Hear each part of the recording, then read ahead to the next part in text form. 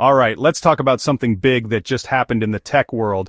Intel is making headlines again, and this time it's because the US government is looking to take a financial stake in the company. Yeah, you heard that right. Now why would the government want to invest in Intel? Well, it's all about chips, not the ones you eat, but the tiny silicon ones that power everything from your smartphone to self-driving cars.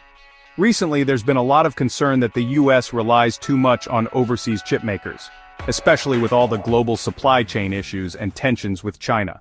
So, according to sources at the Wall Street Journal and the BBC, the Trump administration is in early talks with Intel, the goal to boost domestic chip making and make sure America has a stronghold in the tech race. And as soon as this news dropped, Intel's stock shot up over 7%. That's a massive move for such a giant company.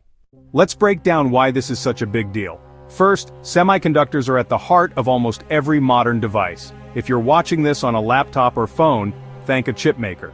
But right now, most chips are produced overseas, places like Taiwan and South Korea.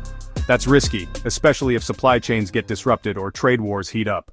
By potentially investing in Intel, the US government is basically saying, hey, we want to keep the future of technology right here at home. It's a clear push to make sure American companies can keep up with global rivals and avoid being left behind. But it's not just about national security or corporate profits. If chipmaking ramps up in the US, it could mean new jobs, more innovation, and maybe even lower prices down the line.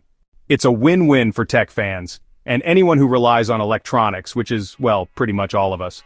Of course, this is just the beginning. These are early talks, and nothing's set in stone yet. But the fact that the government is even considering taking a stake in a company as big as Intel shows how serious they are about this issue. So what's next? I'll be keeping an eye on this story and how it unfolds, because it could reshape the entire tech landscape in the US and beyond. If you're interested in tech, business, or just want to know where your gadgets come from, this is a story you don't want to miss. Let me know what you think in the comments. Should the government get involved with companies like Intel, or is it better to leave it to the private sector? And don't forget to hit that like button if you found this interesting. Thanks for watching, and I'll see you in the next one.